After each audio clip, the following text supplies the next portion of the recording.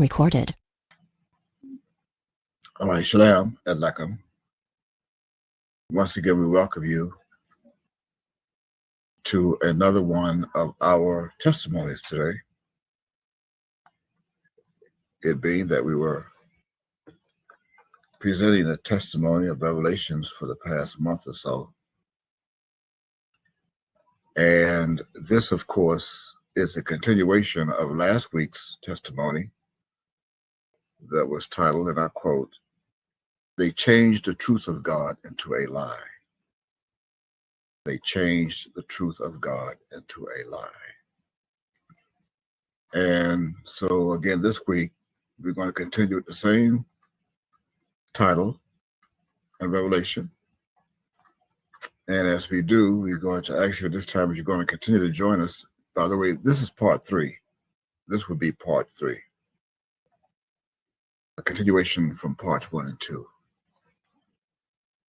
If you're going to join us, then we're going to ask you this time to take out your King James Version of the Holy Bible, your 1611 edition, 1611 King James Version, as well as your Strong's Exhaustive Concordance by James Strong, and that's supposed to text every word that's printed in the Bible, even some letters such as O, which is a symbol, O.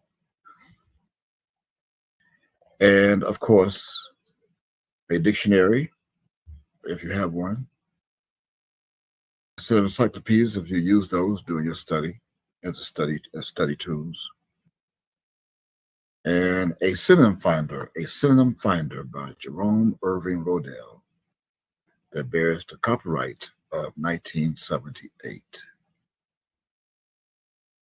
And of course, most importantly, we always ask you to get something, grab hold of something, find something, a writing utensil, an ink pen or a pencil, and write, take notes, find a notepad and take plenty of notes during this testimony and revelation.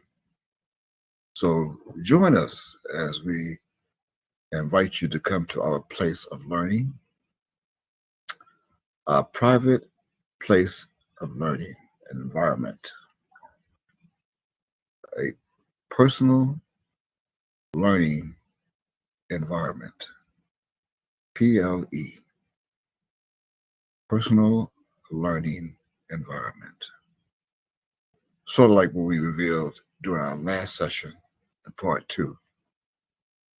There would be the suffix of the PLE that follows the DISCI, or the DISCI, the disciple. Now, if you missed that revelation, then we're going to actually go back to it. Just go back and review or view part 2, so that you would be able to get the complete and the full concept of that revelation. It's about an hour and 31 minutes short, and you will find that also on my YouTube channel, or perhaps maybe even on my Facebook profile. If you are a friend of my Facebook profile, then you will find it there. Now, with that said, let's get started. And this is part 3 of our title. Again, it's titled, I quote, "I changed the truth of God into a lie," end quote. However, our subject this week is going to be a little different from last week's subject of the 12 disciples.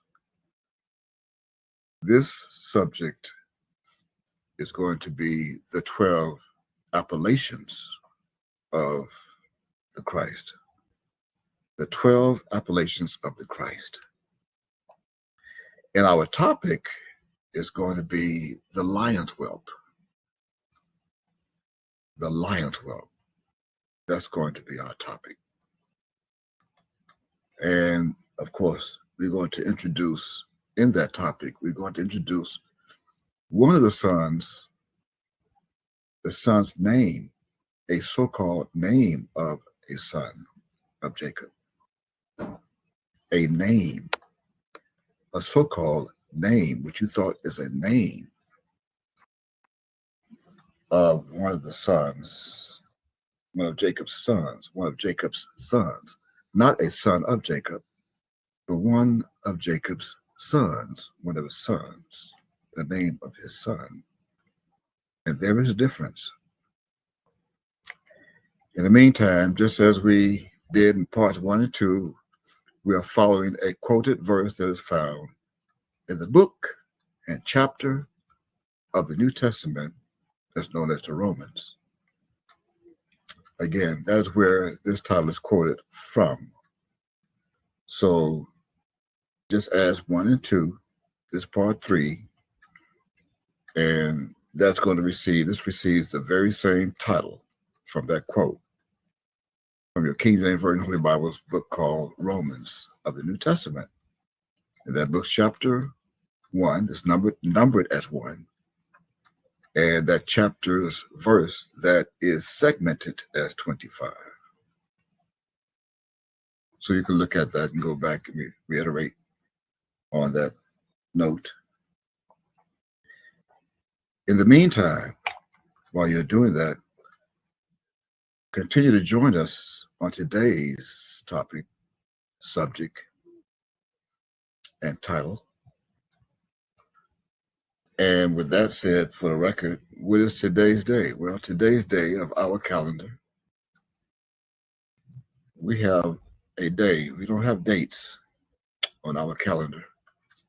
Today's day of our calendar, which is a solar calendar, and also of their week, as well as the date of their calendar, is being observed by two totally different calendars, which are opposite one another. They are opposite. Two totally different calendars.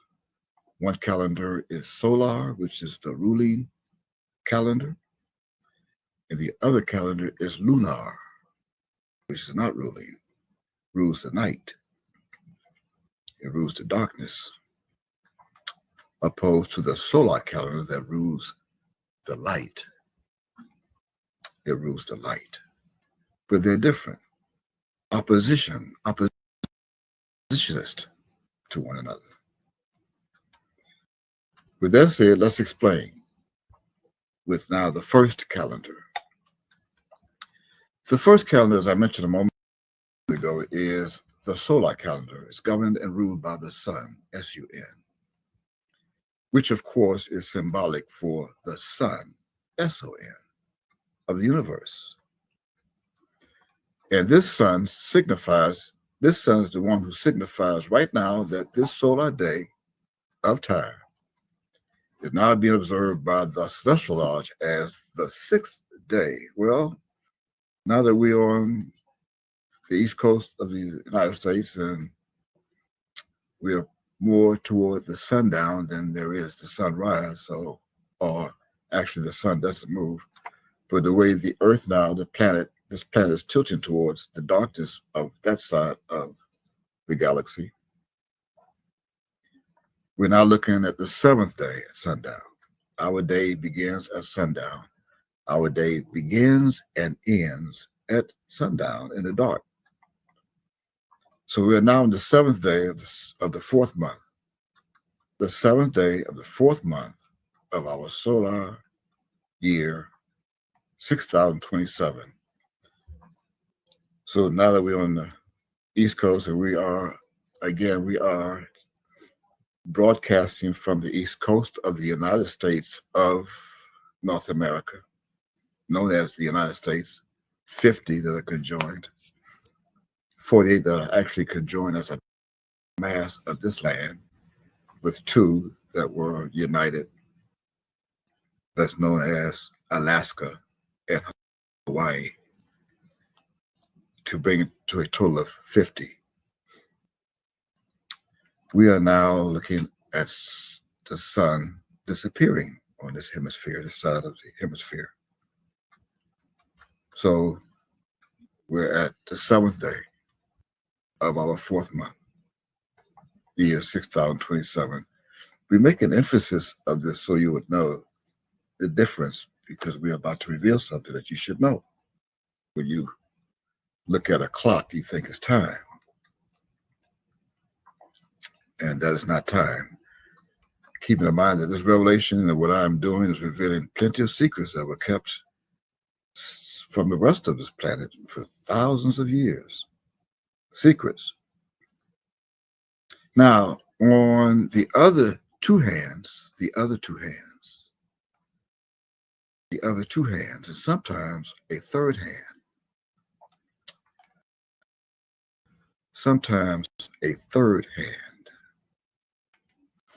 A third hand is also found on most of their timepieces.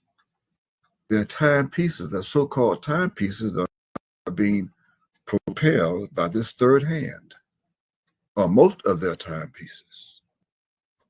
This third hand. That's three in total. And the timepieces are known as clocks on the wall. Clocks and wristwatches that tolls three hands on those clocks and wristwatches. However, that was hidden in Daniel chapter 7 and verse 25. Those three hands hidden in your King James Version Holy Bible's book called Daniel in chapter 7 and verse 25. And when you read that verse, those three hands, allegorically and symbolically, are being read as, I quote, time and times and the dividing of time, of which consists of a shorthand that signifies the hours per day, of which they added the H, of what was originally hours, O-U-R-S. Got it? I repeat,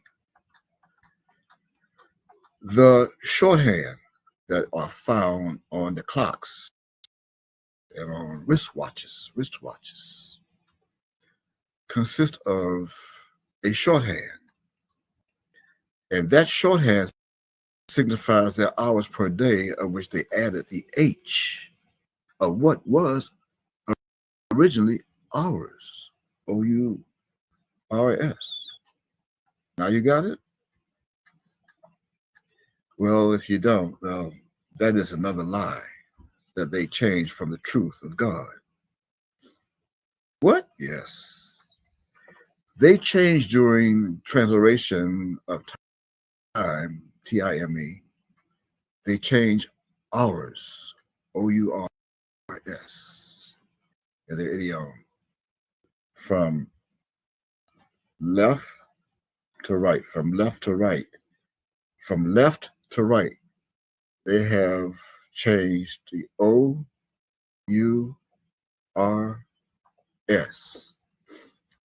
From left to right, O-U-R-S. They changed ours, that was ours. Ours what? They changed ours truth of time. T-I-M-E. T-I-M-E. Ours. Ours, T-I-M-E. O-U-R-S, T-I-M-E. O-U-R-S, ours, T-I-M-E. Ours time. It truly means me, M-E, in English, me, E, and I-T. Me and it, which is me, myself, of himself, as the son of Yahweh, S-O-N.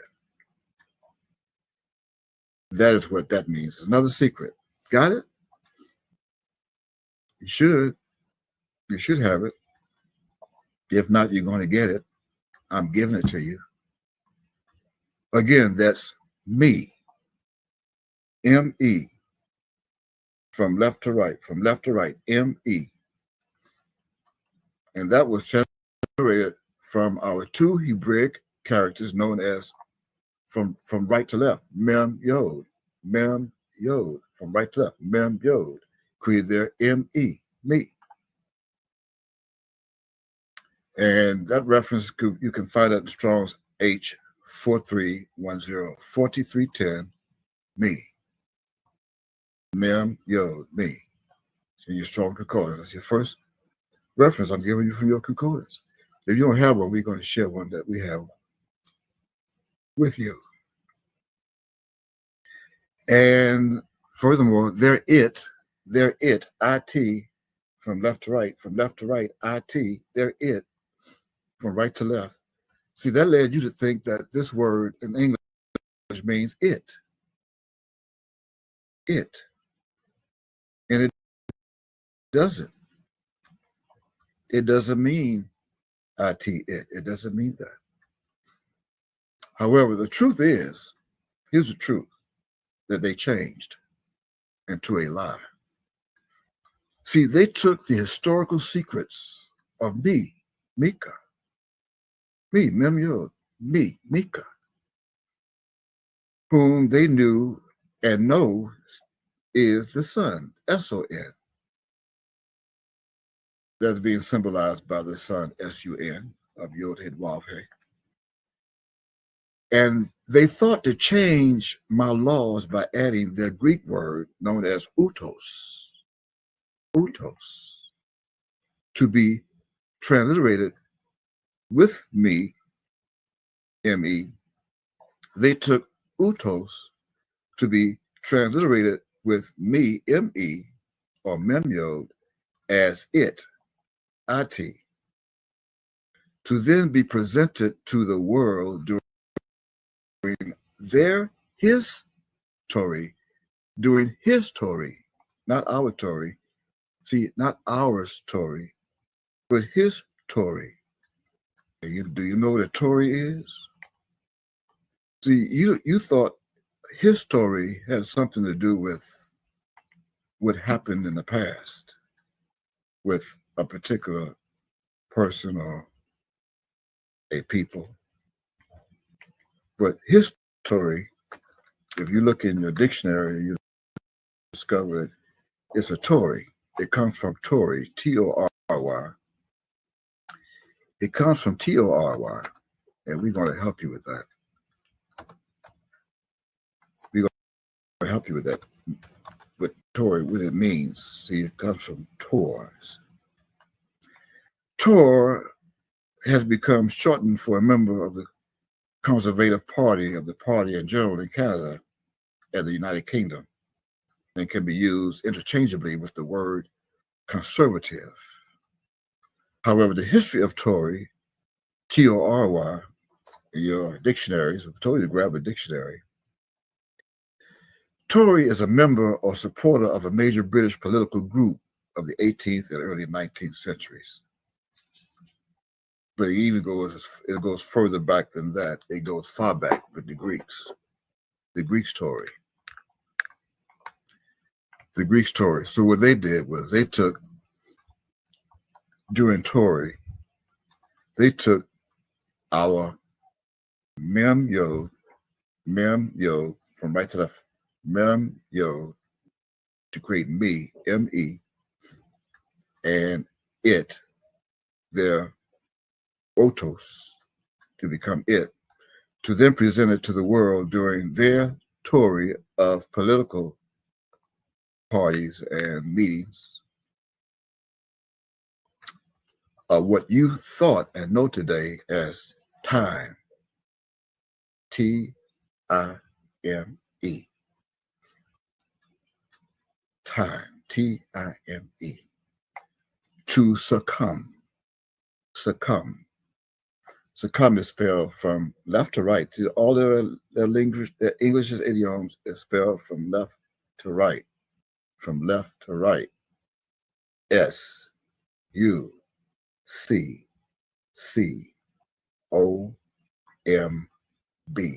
Succumb.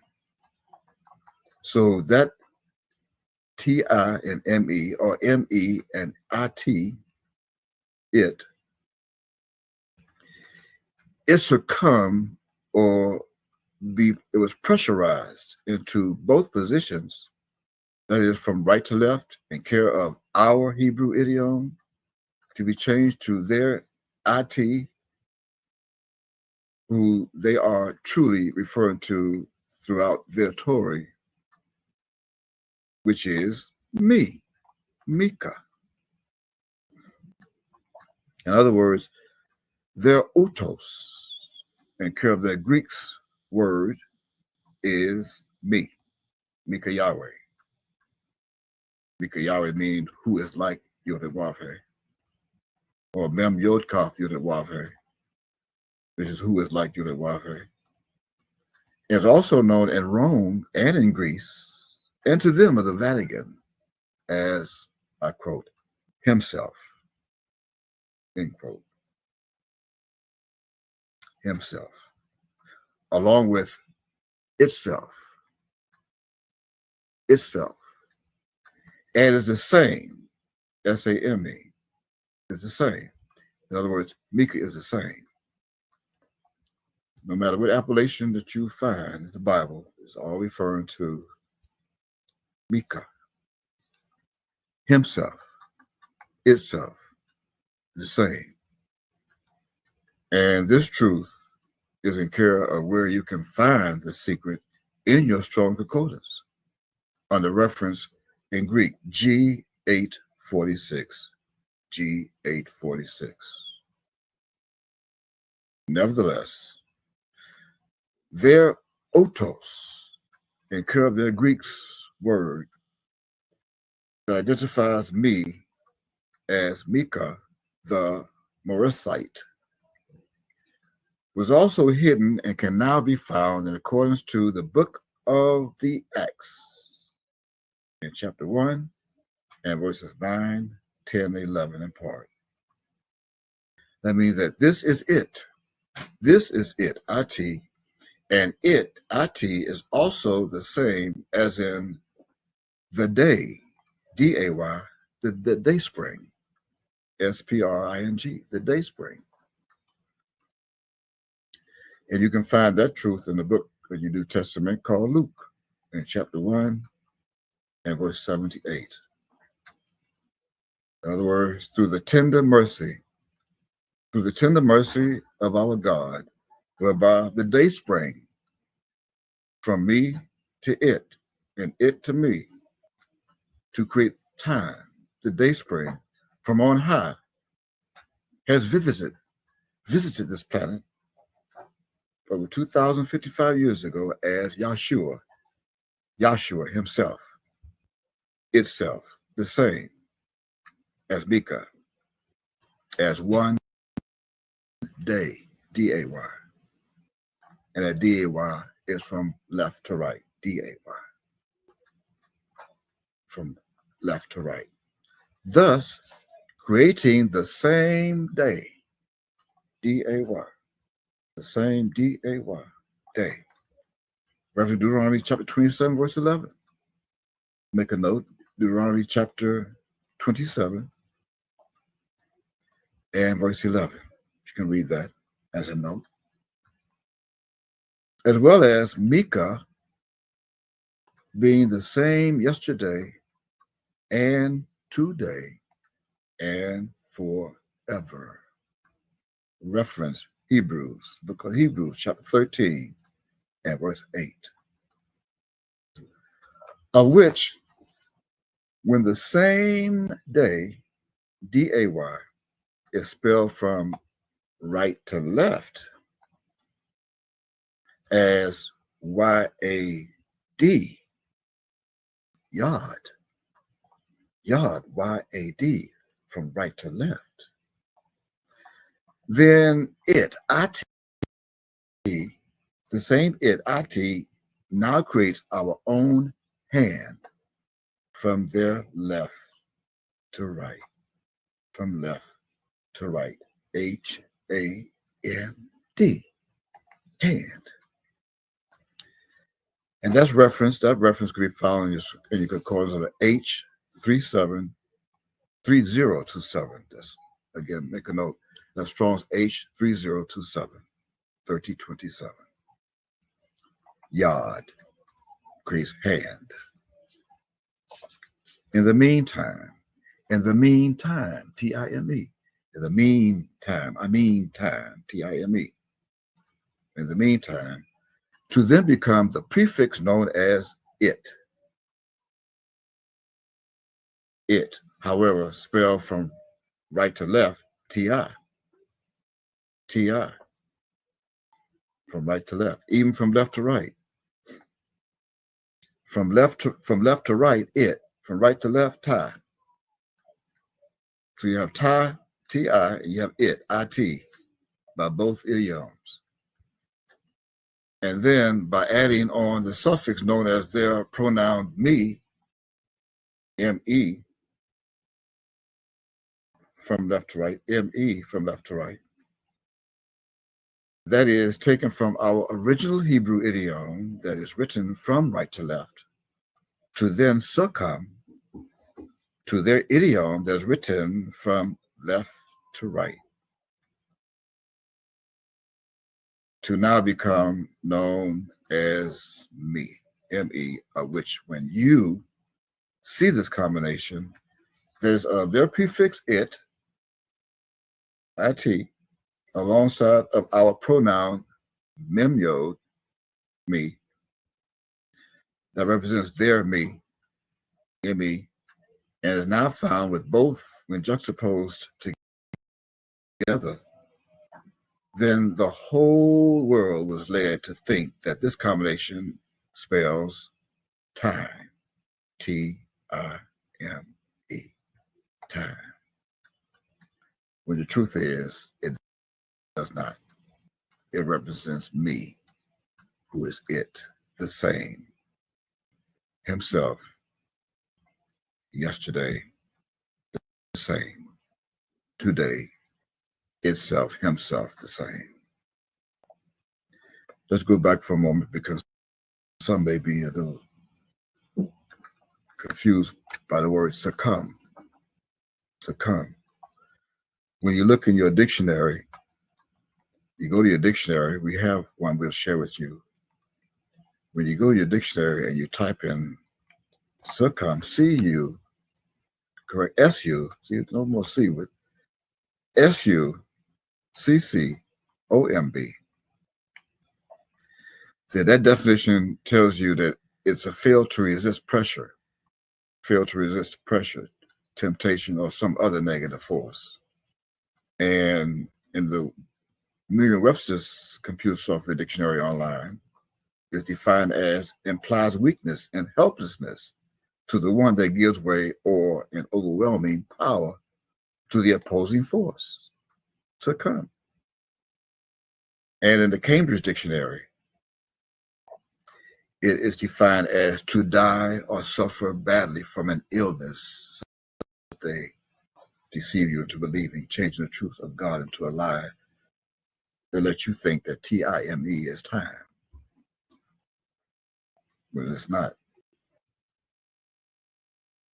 The Britannica Dictionary, Britannica. Succumb is defined as to stop trying to resist something often and to die usually.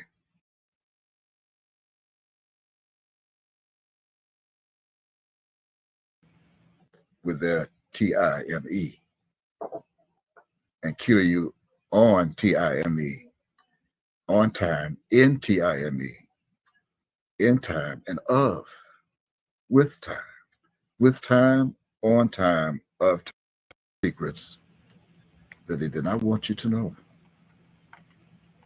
But it was promised that I will return in the last days and reveal all the secrets that you should have known and that you must know. In English, T-I-M-E. But only as a result of their own creation were they able to accomplish this. So what is their own creation? You should want to know, what is their own creation? Their own creation of changing the truth of God's time into a lie of their own time that used their time against our time that they do not have of time. But then they use our words in Hebrew be translated into theirs, even in English. And because of that, it used to be ours, O-U-R-S. O-U-R-S. Used to be ours before adding their H to their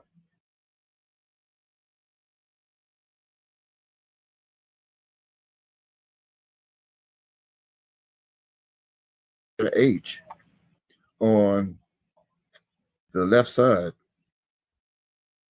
Once they added a H on the left side of the O-U-R-S, then it became ours. See, almost a homophone with the same sound. Ours, ours. How is that? Because by doing so, by them adding the H, they added their H to ours that then created their hours. H-O-U-R-S. Hours. H-O-U-R-S. That are there are truly only 23 of those hours per one of their days. How did you know that? It's true. They only have 23 of those hours, H-O-U-R-S, per one of their days. And therefore, because their hours are shortened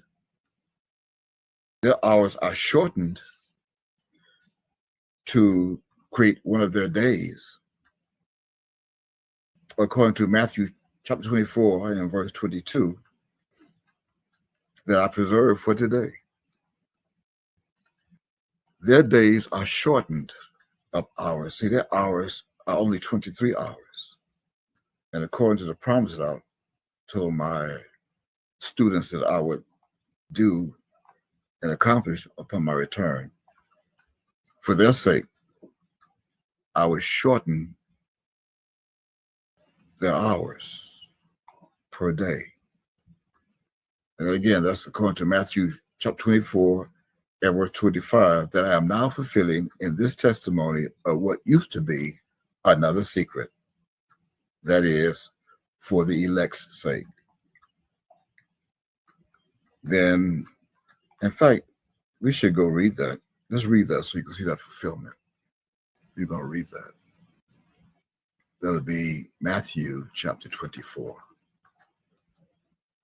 Matthew chapter 24 and verse 22. Verse 22. And that reads, and except those days should be shortened, there should no flesh be saved. But for the elect's sake, those days of 24 hours that you thought were 24 hours are only 23 hours that shall be shortened. Why is that? How are they going to make up for the rest of the time? Well, I am also, for the elect's sake, I'm also going to take what they have added to that time of their own clocks that beholds a long hand that controls their minutes, that follows the shorthand of their hours clockwise. To also be shortened, which signifies to be their minutes per hour. And that would be only 59 of those minutes per hour. 59. In care of all of their clocks or wristwatches of their world. That is also being propelled clockwise, W-I-S-E, by a third hand that is their longest hand. By the way, that surpasses both the long minutes hand, that's spelled by them after adding their T and their E. You think it's minutes. It's because they added their T and their E. You think it's minutes to their minus, M-I-N-U-S. So you think that their minutes, minutes, you think it's their minutes because they added the T and the E, when in reality it's minus without the T and the E. That's minus. And the short hours that ensue, the short hours hand, every second, there are only 57 of those digits per cycle. Did you know that? Yes, only 57 of those digits a minute hand. So now you have 23 hours of the shorthand, and now 57 minutes of the longer hand in digits per cycle, known as seconds. So you have now 23 hours, 59 minutes, and 57 seconds of a cycle. And those seconds, only 57 of those, and that's all they have per 360-degree cycle. Per 360-degree cycle. Again, they have per cycle, they have 59 minutes and 57 seconds per cycle to create what you thought was their hour, H-O-U-R, which is actually hour, O-U-R, hours, hour. And now with that secret revealed, I am now going to take all three hands, all three that's being precedented. It's being precedented by what is being called by them as the moon. M-O-O-N, moon, moon. And that's what truly rules their Gregorian calendar. And I'm going to do that, and at the same time, I'm going to announce to those that are watching and the attendants to this testimonial revelation the following judgment of their time, and that is left of what was sealed in prophecy that no man knew. No man knew, that is now read in English in Matthew chapter 24, same chapter, and verse 36. And that reads, as I quote, "But of that day and hour knoweth no man, no, not the angels of heaven." Why? Because it was a secret between my Ab and myself. My Ab, who is known as Yahweh or Yahweh, the son of Yahweh ben Yahweh, and myself, but my Father only. That's Matthew chapter 24 and verse 36. That was a secret. Because if you look at verses 35, if you look at verse 35 of the same chapter, in verse 37, it didn't say anything of the end of the world. The end of the world is up in verse 3. So that was a secret. They shortened the days from verse 22. All sealed and kept secret and coded. Now again, I repeat, Matthew chapter 24 and verse 36 reads, "But of that day that they constituted with 24 hours, of that day and hour." See, it never reached an hour, nor no man. That means their hour never reached an hour. Why? Because it's hours. They only have 57 minutes, actually 59 minutes and 57 seconds. They can never reach an hour. It's hours. That means no man knoweth no man. No, not the angels of heaven, but my Father only. 23 hours, 59 minutes, and 57 seconds. They are 3 seconds short of a day, a full day of our hand, yard. Yes, dearly beloved, no man knew what we is revealing to you today. No man. Why? Because only my Father knew what he is revealing today by his Spirit that's dwelling in this vessel that you think that you can see right now, here today, and care of this vision, even this video. Some are right around with me and right in my face, you can't see. For behold, truly, but truly, I am full of power by the Spirit of the Lord, and of judgment and of might, to declare unto Jacob his transgression, and to Israel his sin. Prophet Micah chapter 3, verse 8, all recorded. So now, with that said, this means that they who is of the world only have 23 hours, 59 minutes, and 57 seconds to live per day, and praying that they can last another 3 seconds to go on to the next. Why?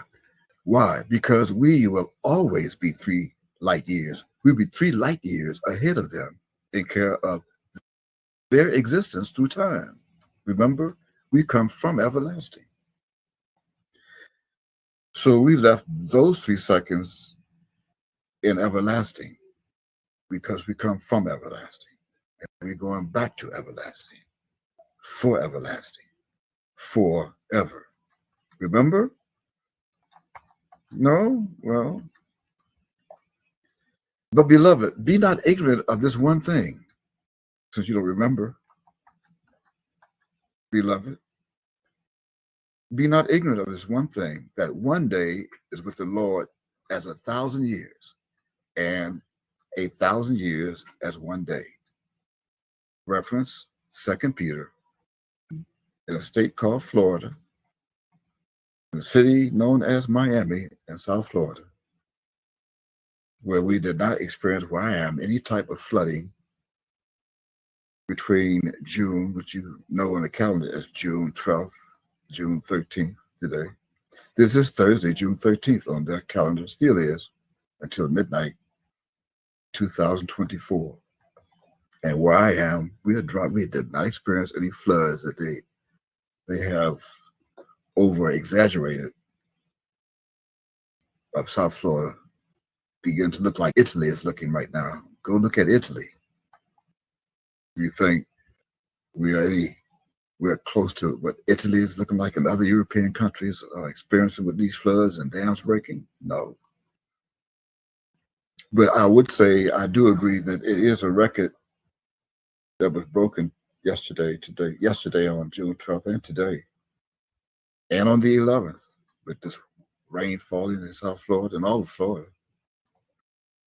Never have they seen this much rain, waters coming down from the clouds of heaven.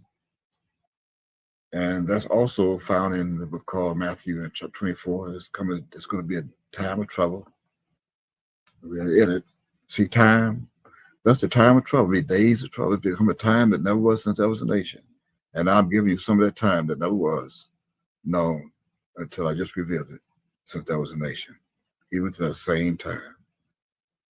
And at this time, Michael stands up. This means that 23 hours, 59 minutes, and 57 seconds ago was yesterday. And currently at the same time, their time. I repeat, for those that may have just joined us, tuning into this live broadcast, and that is a continuation from Revelation of they change the truth of God into a lie. That's now recorded and quoted from the King James Version of the Holy Bible's book called Romans. It's chapter 1 and verse 25.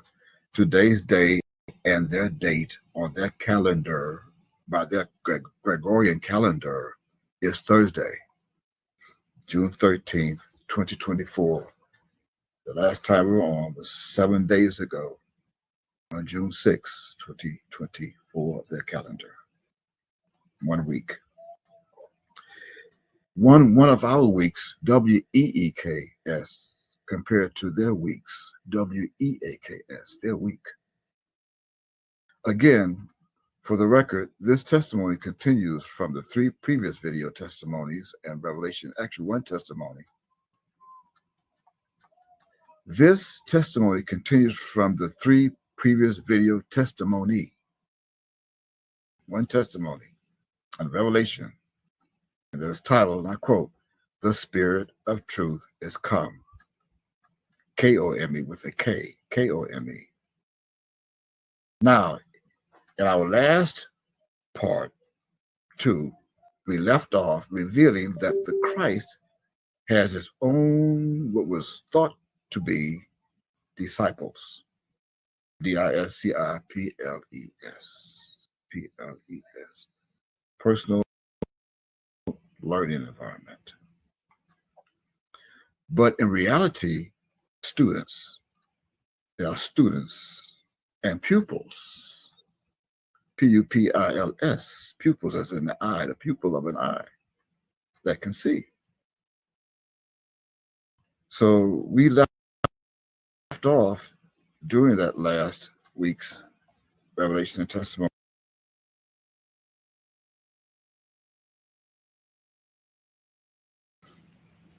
where you can find out that the Christ had his own so-called disciples, as John had his disciples in Luke chapter 11.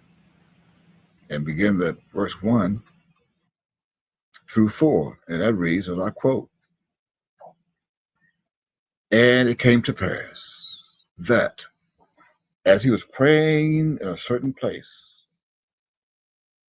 privately, when he ceased, one of his disciples said unto him, Lord, teach us to pray, as John also taught his disciples." And verse 2, "And he said unto them, When ye pray, say, Our Father which art in heaven, hallowed be thy name. Thy kingdom come.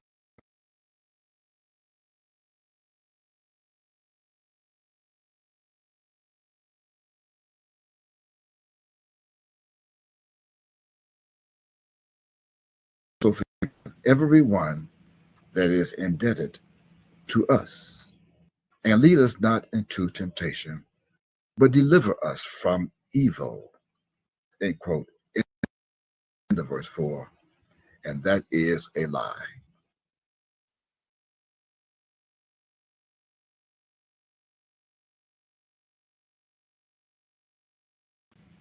Lie. That is a lie. The Christ never taught his disciples to say those words that you're now reading in the King James Version Holy Bible, 1611 edition, the book called Luke, in chapter 11, and verses 1, 2, 3, and 4. It never happened. Never. That's a lie. Why? Why? Why is that a lie? And we're reading it. Well, because you read it in English.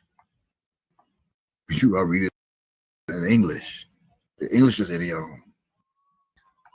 And the Christ of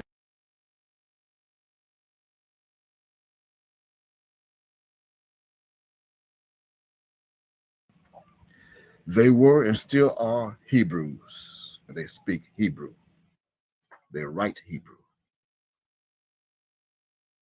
So with that confirmed and said, here's what the Christ taught them in part. Verbatim. Here is what he taught them. How to pray. By saying, Ab Benu Shabashamayim. Yikade Shemiakar. Tarbo Mal Kutiakar. Yase Rizonkar. Kibashamayim came Baaritz. Eslekim Kukenu.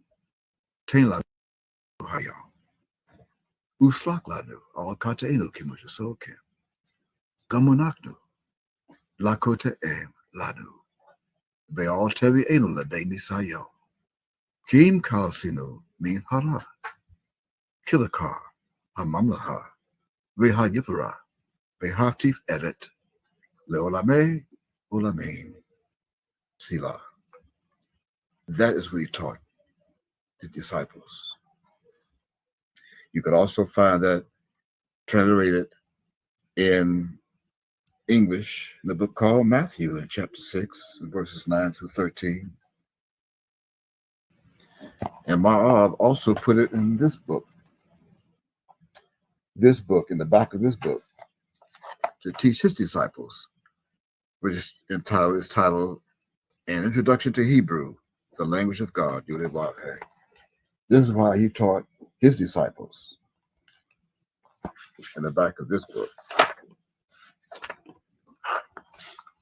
the Tefillah.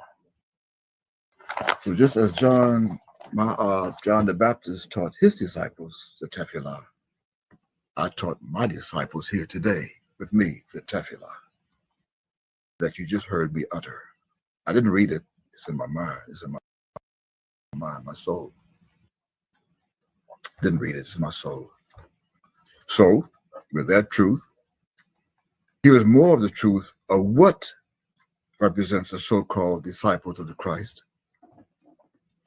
which is truly what the Christ created to become a school for all those that wanted to attend back in the days over in the Middle East, all of the Middle East, even as many that came from the continent of Europe and Africa. It includes Egypt, to attend his PLE, his personal learning environment, personal and private, his personal learning environment, PLE, that also became a concept. It became a concept in education that then became the largest learning environment in space and environment on the planet that was created by just one individual to support that personal and professional growth. And that one individual is known today as, I quote, the mighty God, according to Isaiah chapter 9, verse 6, who was born to us on October 27th, 1935. Or by many who know him today in English as the English slaves continue to do. My English slave people, known as Judah, today, they still are calling him and refer to him as, I quote, Yahweh ben Yahweh, they quote. See, these students are hard-headed. They're his students and disciples, but they're hard-headed. But my students, the students of Christ, like the Christ of Yudhe, also became erudite as a result of what is now in progress since our last 3 testimonies. It is now in its motion, esteemed and celestial calculatory measure that is now in care of Judgment Day. So now, here is what is used to be in care of the Christ today, which is another secret. It used to be a secret. So here's what being used today as another secret. It was, which is all 12 names of Jacob's sons were used as appellations of the Christ of Yudhe. All 12 appellations that were hidden in the names of Jacob's sons were used by the Christ. And prophetics, not the names of the sons of Jacob, not the names of the sons of Jacob. Do not be confused, but rather all 12 names of Jacob's sons, Jacob's sons, were used as appellations. There's a difference. You got it? I repeat. The Christ used the names of Jacob's sons and not the names of the sons of Jacob, of Israel, of Jacob. So don't be confused. So what is the difference? You should want to know. Well, turn to Genesis chapter 49. Let's go to it. Genesis, not Genesis, no J. Genesis chapter 49. Turn to it. And we're going to read verses 1 and 2. Genesis chapter 49, verses 1 and 2. And that reads, and I quote, verbatim, and Jacob called unto his sons and said, gather yourselves together, that I may tell you that which shall befall you in the last days. Verse 2, gather yourselves together, and hear, ye sons of Jacob, and hearken unto Israel, your father. End quote. End of verse 2. See? Did you see the difference? The difference? Well, in verse 1, if you did not see it, in verse 1, Jacob called unto his sons. Jacob called unto his sons, not to. He called unto his sons. That means someone else was using the appellation of Jacob. And in verse 2, it reads in part, and hear, ye sons of Jacob. And there's two separate secrets that were transliterated from the original Hebraic to represent two separate revelations. Remember? Go back to part 2, and Mount Orb said that the scrolls that are now found in part in some of what is known as Tabiblia.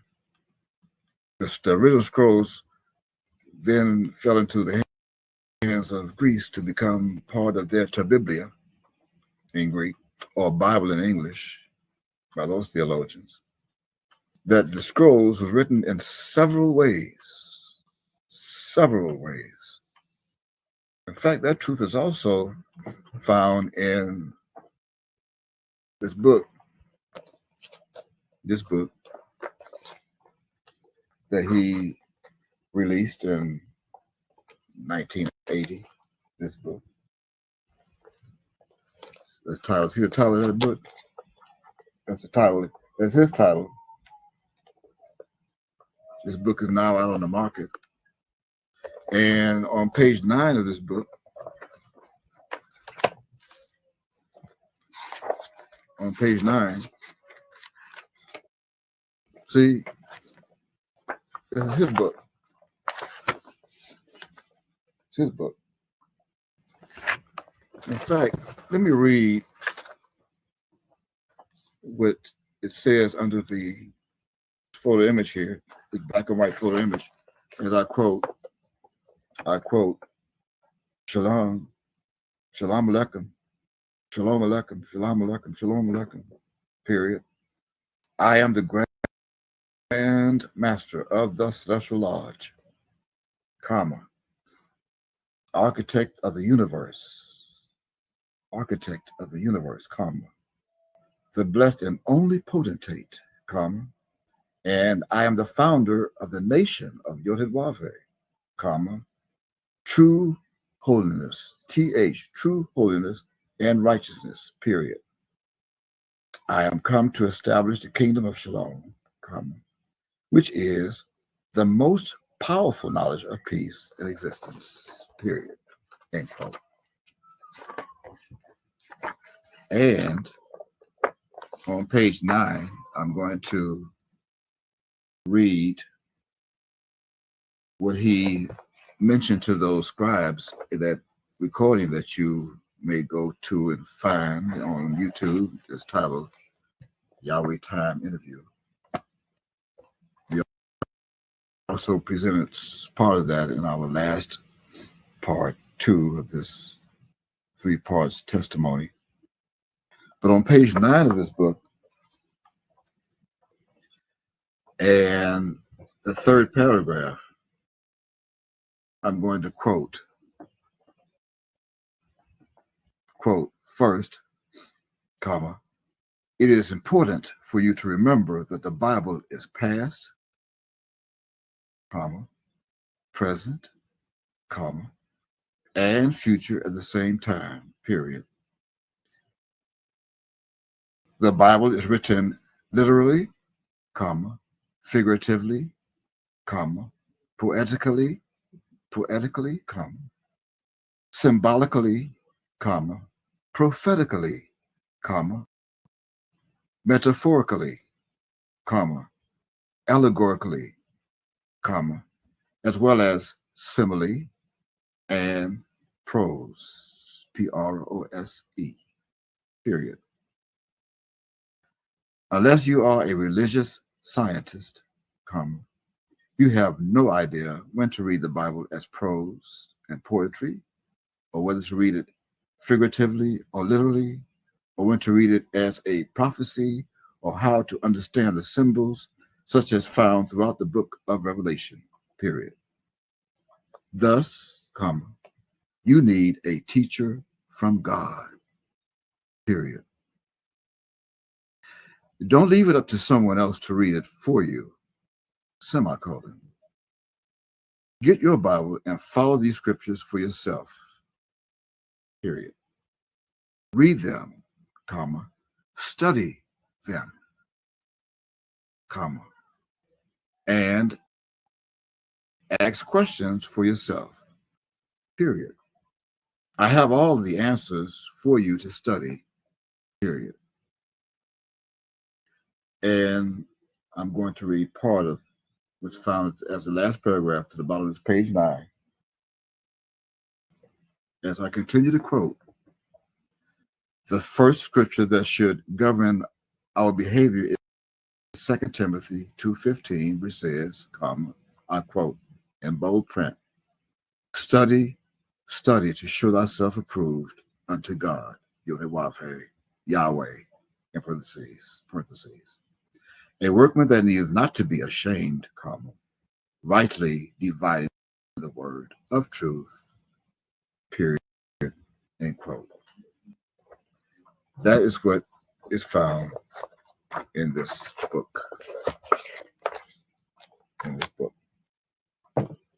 Praise Yahweh.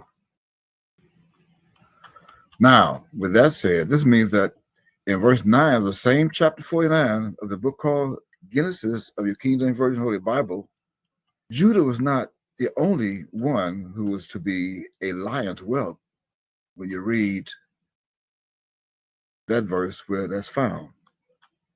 And that would be verse 9. Did you hear me? I pray that we still have you with us. So let me repeat that.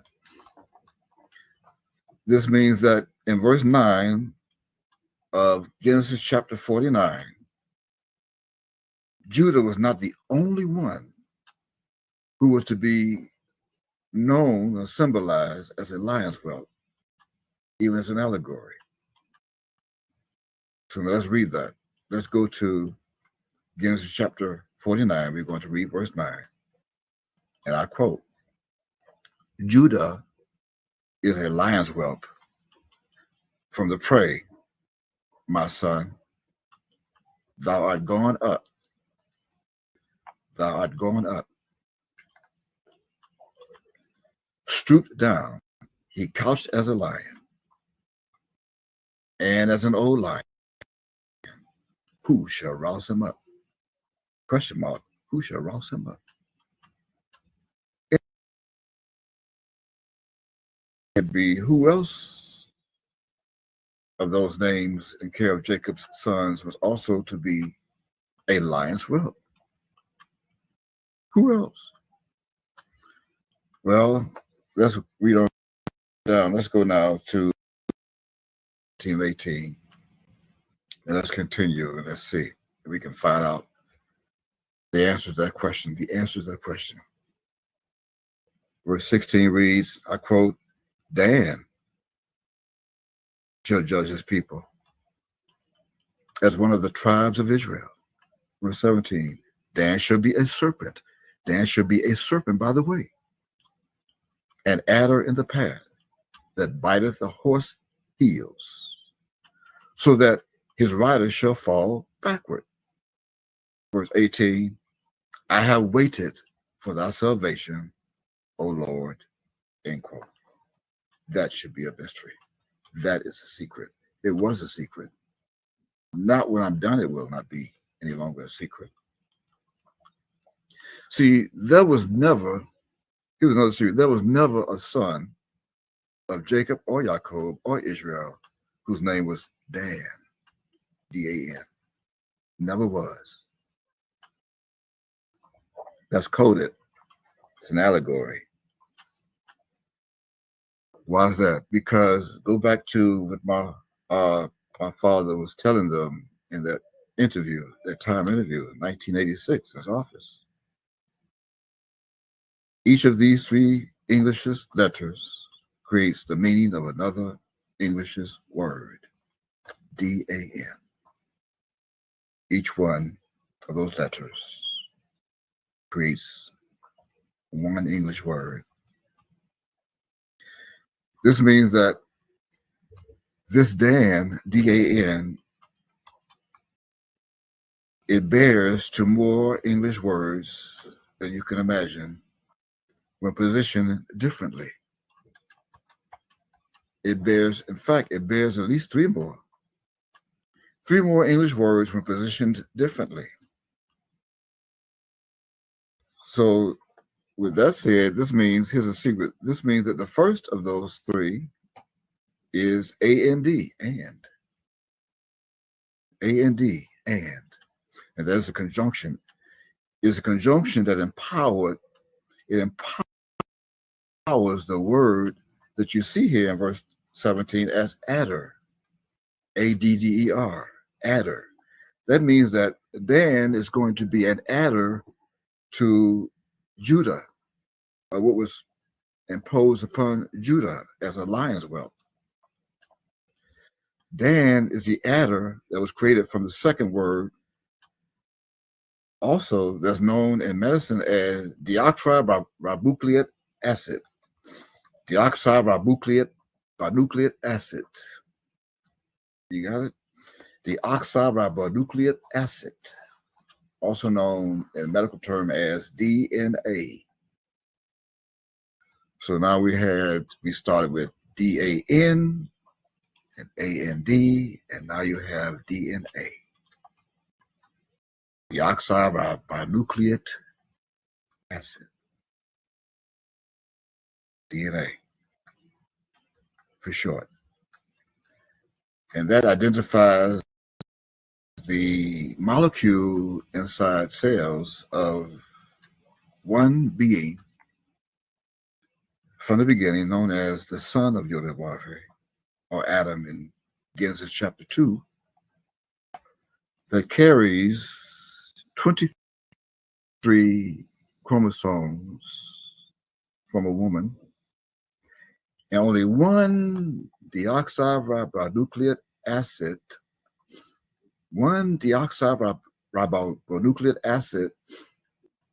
or DNA, Y chromosome from one celestial being.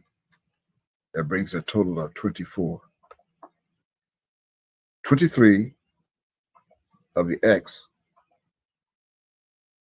chromosomes, XO chromosome, and one Y deoxyribonucleic acid, DNA, from the Y chromosome from one celestial being,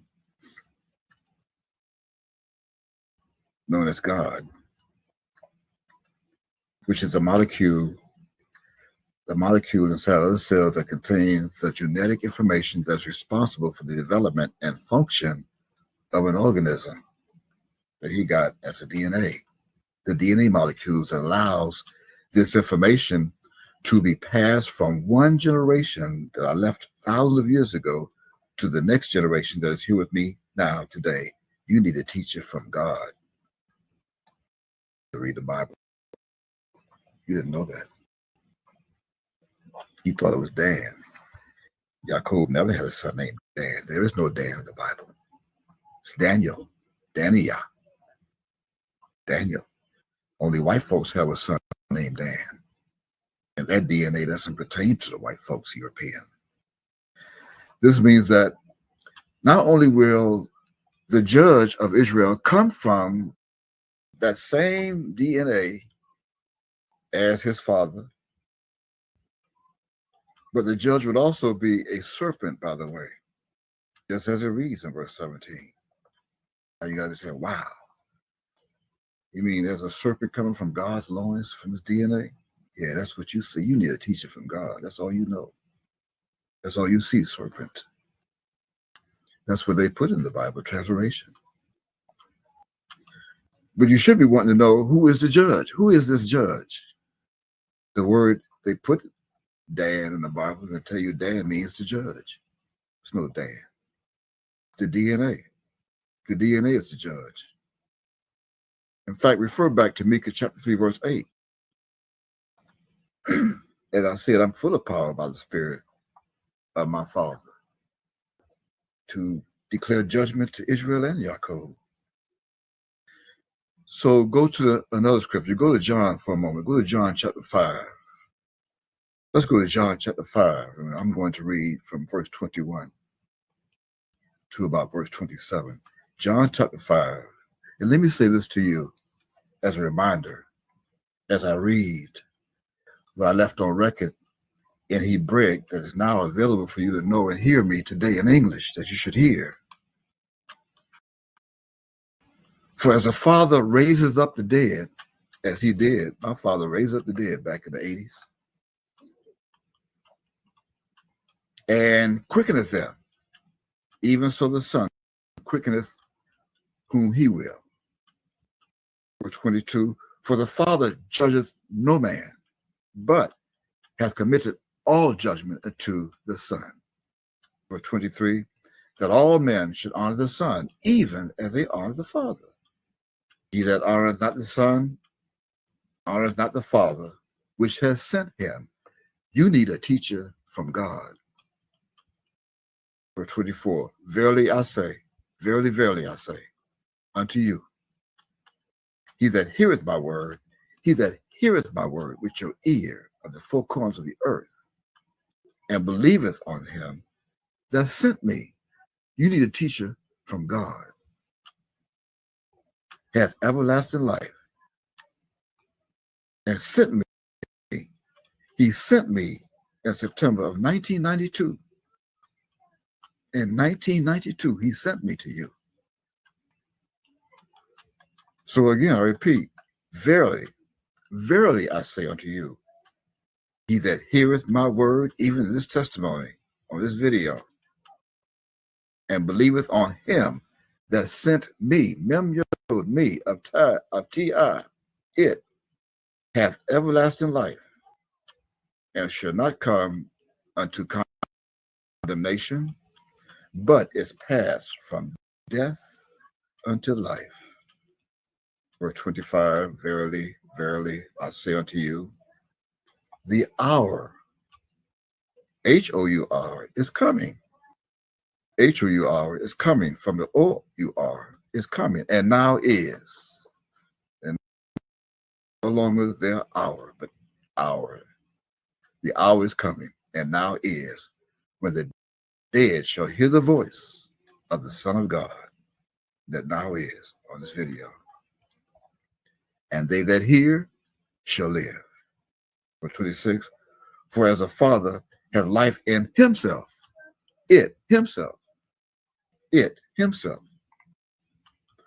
so hath he given the Son to have life in himself. Another time, me. And hath given him authority to execute judgment also. Why? Because he is the Son of Man. End quote. End of verse 27. So you should be asking, how is Dan, D-A-N, and A-N-D, the DNA, connected to the Christ, also known as Micah? Well, here's the part where I challenge you to go find my medical records. I speak the truth. You can find them. The U.S. government has it. They have my medical records. Go and find my medical records and check my DNA, and you will find out that I have 23 chromosomes for a woman that I was raised by a widow. 23 of her chromosomes. X. She's no longer here. X. She's X'd out. And you'll also discover that I have only one Y chromosome from a celestial being that they cannot figure out. But they know. They know who it is. They know who I am. They only know me as Mika. In fact, let me prove it. Let's prove it. Let's go to Judges chapter 17. Judges chapter 17. I'm going to read first verses 1 and 6. Judges chapter 17, verses 1 and 6. Verse 1, I quote, "And there was a man of Mount Ephraim, whose name was Mika." That's the very same Mika. The very same one. Now verse 6. In fact, verses 6 through 11. Verse 6 says, "In those days there was no king in Israel, but every man did that which was right in his own eyes, just as they're doing today." Verse 7, "And there was a young man out of Bethlehem, Judah, of the family of Judah, who was a Levite. And he sojourned there. A Yehudite of Judah coming in the name of a Levite, as in Moses Israel." In verse 8, that's why Hama'ab came in 1979 as Moses Israel. That's how he came, as a Levite, Moses Israel, but was from Yehuda. Verse 8, "And the man departed out of the city from Bethlehem, Yehuda, to sojourn where he can find a place. And he came to Mount Ephraim, to the house of Mika, which was in Pompano Beach, Florida, in 1980, as he journeyed in South Florida." And verse 9, "And Mika said unto him, Whence comest thou? And he said unto him, I am a Levite, Bethlehem Yehuda, Moses Israel. And I go to sojourn where I may find a place. And Mika said to him, Come, dwell with me, come to my house and have dinner. And be unto me a father and a priest. Be an Ab, my Ab and a priest, and teach me as John the Baptist. Be a father, be my Ab, and be John the Baptist to me, and preach to me, baptize me. And I will give thee 10 shekels of silver by the year, and a suit of apparel of purple, and thy victuals. So the Levite went in verse 11, and the Levite was content to dwell with the man Mika in his house, come to his house, Pompano Beach. And the young man was unto him as one of his sons. End quote.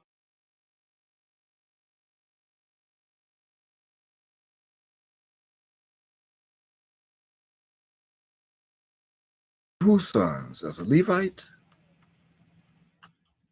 Moses Israel, also known by me as Jacob Israel. He introduced himself in front of me, my ears, one day as Jacob Israel, that went to a doctor's appointment in North Miami Beach. Told the receptionist that Jacob Israel is here for his appointment, and I heard it. Sort of like he wanted me to hear it. Anyway, that's Jacob Israel, reference Genesis chapter.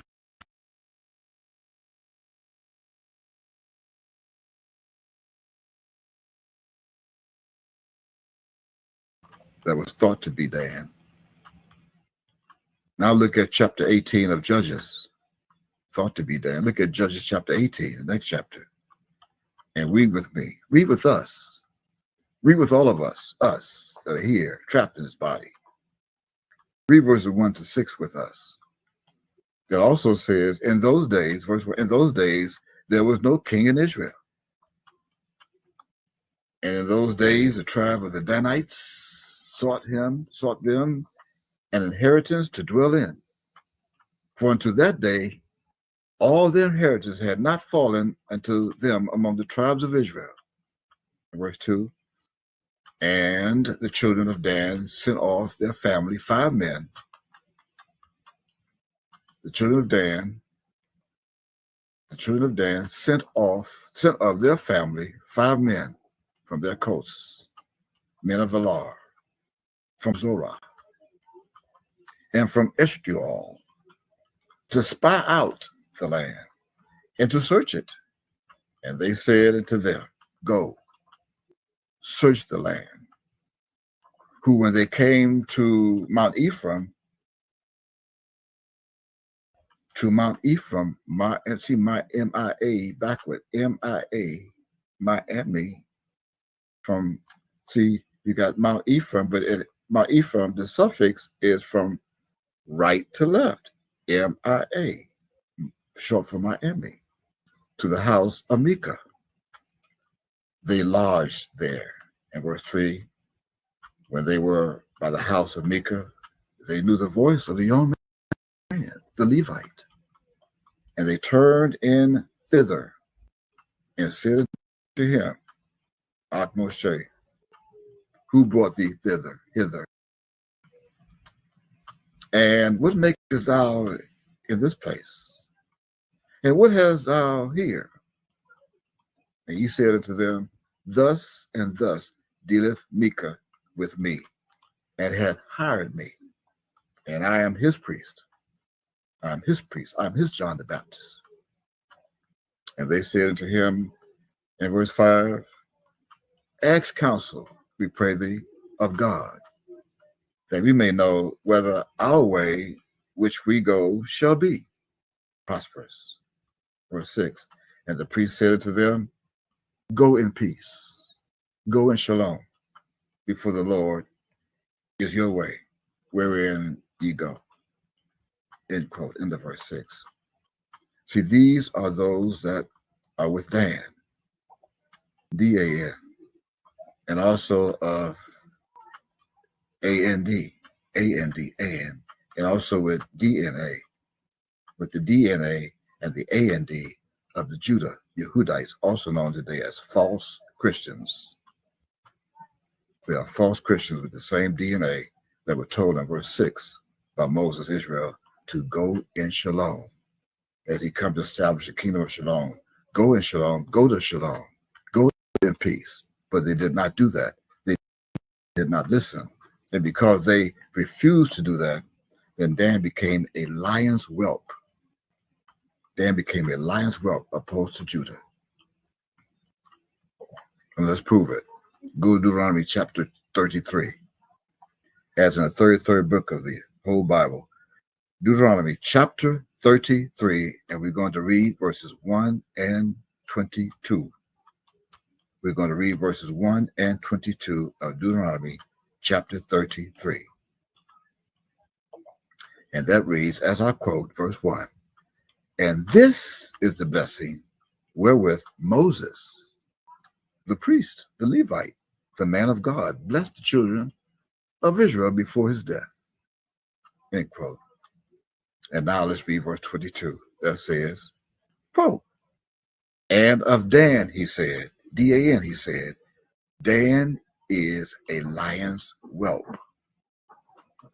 Dan is a lion's whelp. Are you shocked? You should be. I speak the truth. I am revealing secrets. It continues to read, he shall leap from Bashan. End quote. End of verse 22. You should be shocked. See, this is the revelation of another secret to some, if not many, if not all. You see, this line is taken from the Hebrew word known as Ara. Ara. This line, spelled from right to left. Aleph, Resh, Hey. Ara. And that is an allegory that was preserved in the last days for one that will come to Judah in a strange land where they will be found sojourning in the last days, to then be plucked as grapes by this lion from his own vineyard as the first ripe fruit. Now, your reference for that is Micah chapter 7, verse 1. That's what that word lion means. That's what that means. Lion. Huh? Oprah. That's the same lion, the tribe of Judah. Plucking the first ripe fruit today from the vintage of the vineyard. Micah chapter 7, verse 1. Now, this meaning, you can find your Strong Concordance on the reference H717, 717. Strong Concordance. Now, this whelp, on the other hand, this whelp in English means gor in Hebrew, gor. And that is from right to left, Gimel, Wab, Resh. Gimel, Wab, Resh. Gimel, Wab, Resh. From right to left, Gimel, Wab, Resh. Gor. And this Hebrew word means to assemble oneself, to stir up trouble, strife, quarrel, gather together. It means to stir up strife and to quarrel.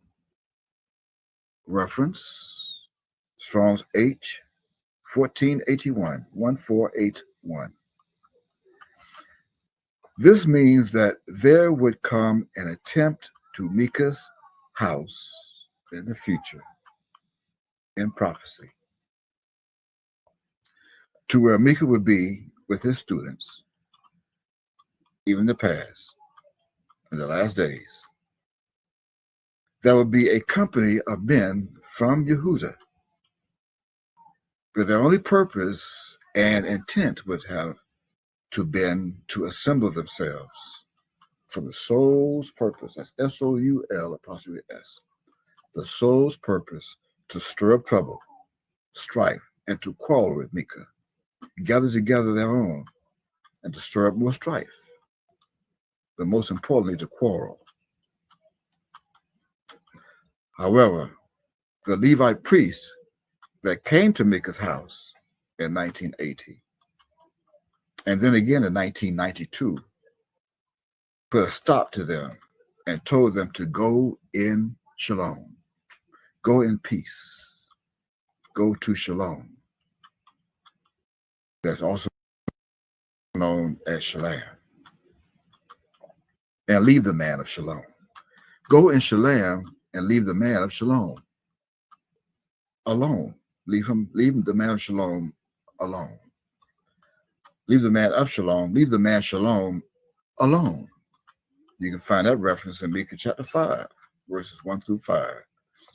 They sought to smite the children of Israel with a rod upon the cheek, in verse 1. And this man shall be the peace, of Micah chapter 5, verse 5. As well as Judges chapter 18.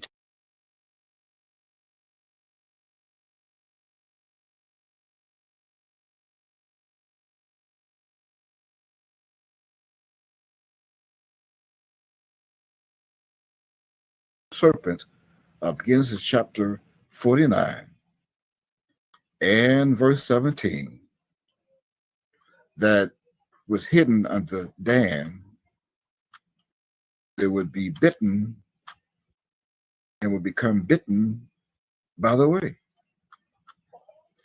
And that's what that reads in verse 17, that biteth, the serpent that biteth by the way, that would have bit them. By the way, biteth. So go back and read that again. Go back and read that again in Genesis chapter 49 and verse 17. Look at that again. Genesis chapter 49 and verse 17.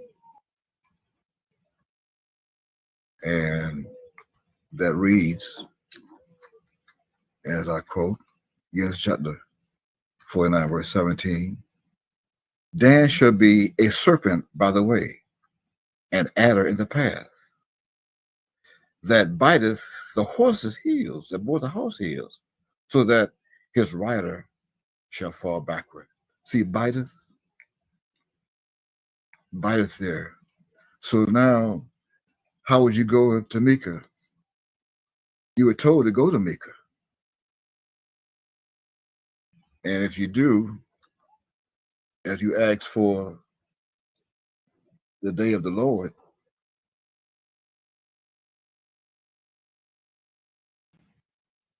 and then you lay your hand on Micah's wall, and Micah biteth you under the mystery of the DNA, Dan. So now let's prove it. This book is lesson number 1 and 2. It's with lessons number 1 and 2. Lessons number 1 and 2. Now we're going to go to YouTube, and we're going to listen to a little bit of lesson number 5, where this secret was hidden. Let's go to that.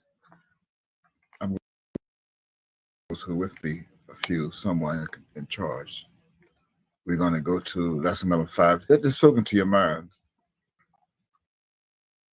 And you can go to and turn it up nice and loud so you can hear.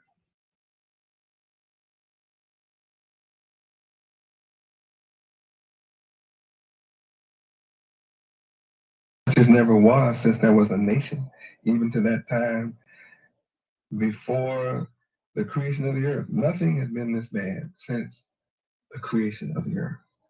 And at that time, thy people, the so-called blacks of America, shall be delivered, everyone that shall be found written in the book.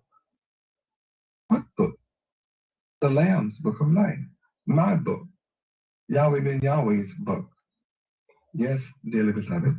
And Daniel chapter 12, verse 2 will be fulfilled, which says, and many of them that sleep in the dust of the earth shall awake, some to everlasting life, and some to shame and everlasting contempt. This sleep is referring to your mental sleep, the dust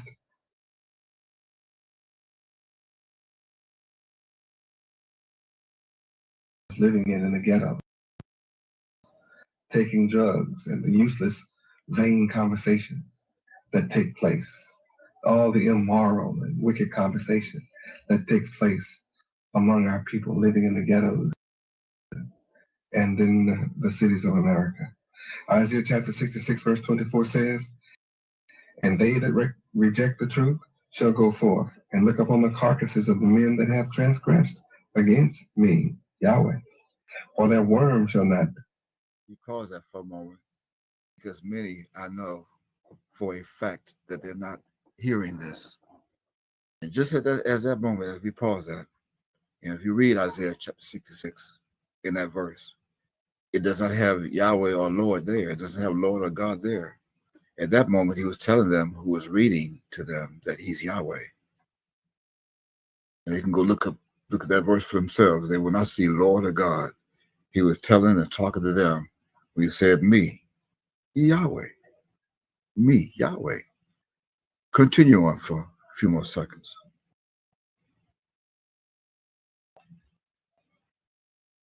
You got to go back to, you got to be careful with the mouse. That takes place among our people living in the ghettos and in the cities of America. Isaiah chapter 66 verse 24 says, and they that reject the truth shall go forth and look upon the carcasses of the men that have transgressed against me, Yahweh. For their worm shall not die, neither shall their fire be quenched, and they shall be an abhorring unto all flesh. Everybody will hate them. And we see that right now exhibited. Everybody on the earth hates the so-called black man of America. All the nations of the earth despise the so-called black man of America. Have you ever wondered why? Have you ever considered why? Here is a special warning to all you false Christians in Milcah chapter 5, verses 18 and 19, which says, Woe unto you that desire the day of the Lord Yahweh. There is your second secret being revealed. And if you are one that is still with us and you grabbed hold of your King James Version Holy Bible, I don't know how long you have been reading the Bible or how much knowledge you have of the 66 books. There are 66 books in the King James Version, 1611 edition. And out of those 66 books, 66, there is not a book called Milcah. There is not one book among those 66 books that's called Milcah that you heard Ma'ab just told you to turn to or refer to. Milcah chapter 5, verses 18 and 19.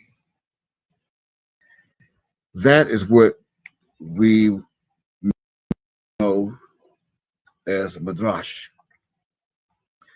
That is a midrash by way of Strong's Concordance H4097 that is hidden in the word story. Ma'ab right now told a story. He's telling a story. You know what a story is. You know, when you were little, younger, as a child, some kids who are listening, you were just learning how to talk, even with the other young children and kids you were playing with, and you went and told your mommy, "Ooh, he told a story." You know, we don't tell the truth. You don't tell the truth. "Ooh, he told a story." You telling stories. That's not true. Well, my Ab was telling a story. He told a story when he told you to turn to Milcah, chapter 5, for all you false Christians. He's telling you a hidden story that's hidden in lesson number 5 by telling you to turn to Milcah. And yet, he's about to tell you a story that's found in Amos. Though he would be referring to Micah, which is a hint of which this serpent of Dan is being revealed. So when you read that again in Genesis chapter 49, verse 17, you're going to see how this serpent and Dan is connected to Milcah, chapter 5. How it's connected to Dan in Genesis chapter 49 and verse 17, and how it's connected to Dan in Deuteronomy chapter 33 and verse 22. Let it play on. Let's watch for the pause. To what end is it for you? As you cry for the day of the Lord in your churches, what end is it for you?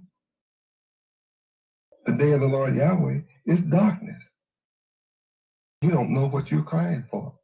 Did you know you're crying for darkness?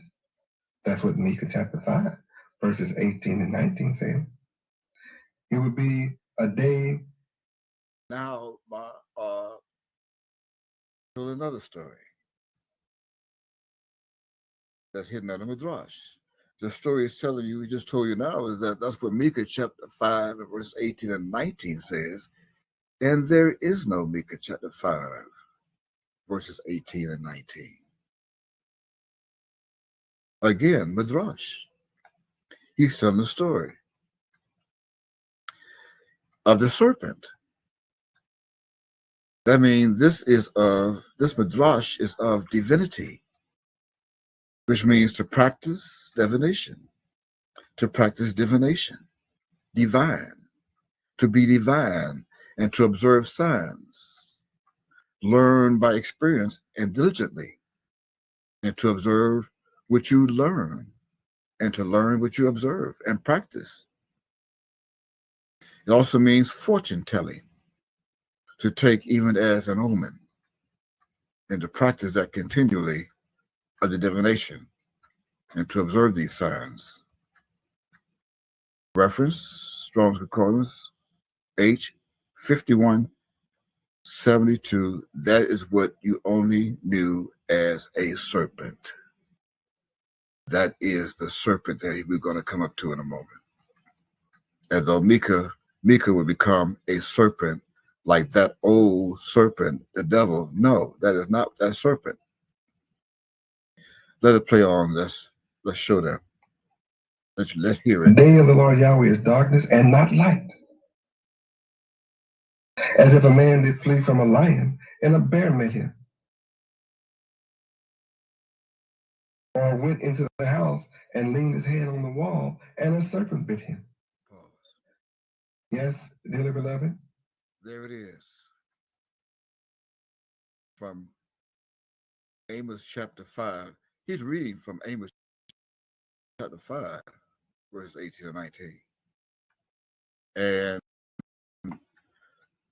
therefore, when you read that Dan shall become a serpent by the way, again, that serpent is not the serpent, the same serpent as the devil of Revelation chapter 12, verse 9, or Genesis chapter 3, verse 1.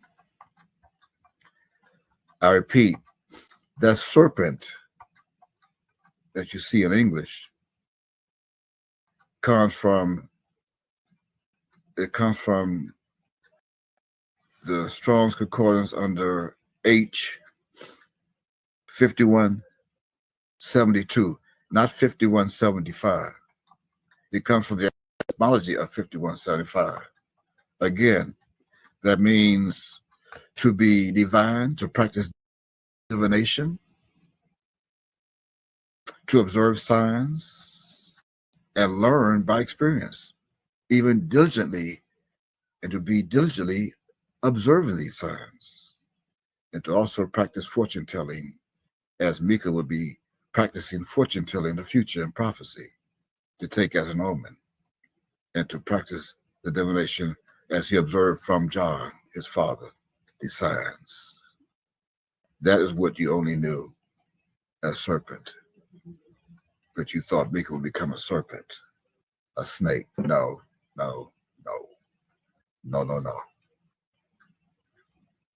Though he was reading from Amos chapter 5, he was referring to Micah. Why? Because Micah is the one who also is symbolized as the bear. That you run from the bear. Why? Because you barely knew Micah. You barely knew him. And you ran right into the serpent. Micah did not become the devil serpent. He became the celestial serpent. Again, that serpent that you thought of, the great dragon, that's in Strong's H 5175. As in the one that will bite you, that bit you in the garden. That serpent of Strong's H 5175 bit you in the garden and is biting you now. But Micah is the one in Genesis chapter 49, verse 17, with the DNA, who is the adder to the word with the path. I said Micah is the one in Genesis chapter 49, verse 17, with the DNA, who is also the adder to the word in that verse that's read as path, P-A-T-H, by adding the suffix ology. Ology. O-L-O-G-Y, ology. To then create the word known as, in medicine, as pathology. Pathology. That's P-A-T-H-O-L-O-G-Y, pathology.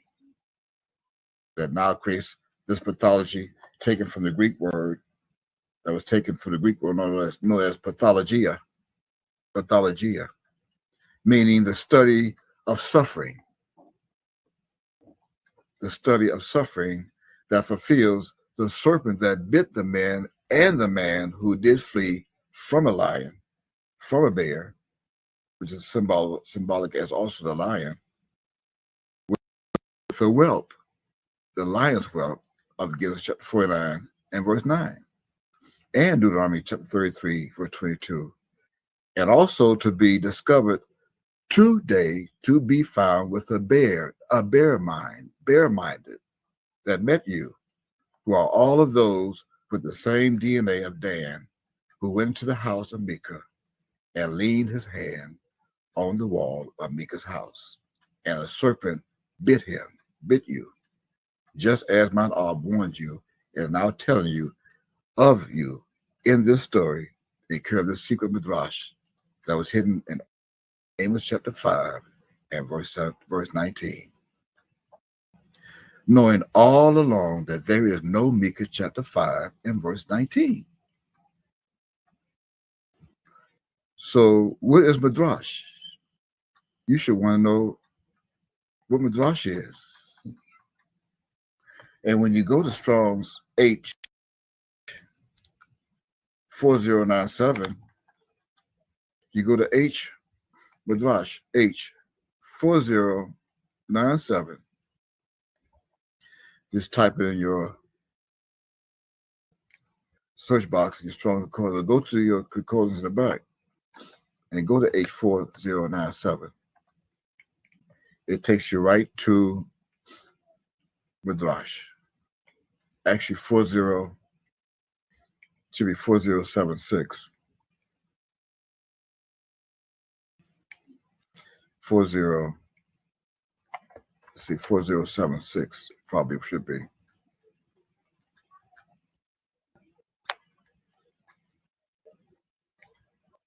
If not,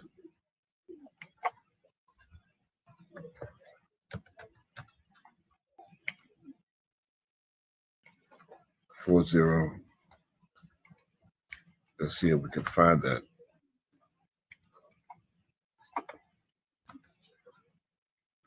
Should be 4076, 4076. And let's see, we get our concordance. And that would be, 4097. This is part of your study. That would be 4097. Not 67 or 76. 4097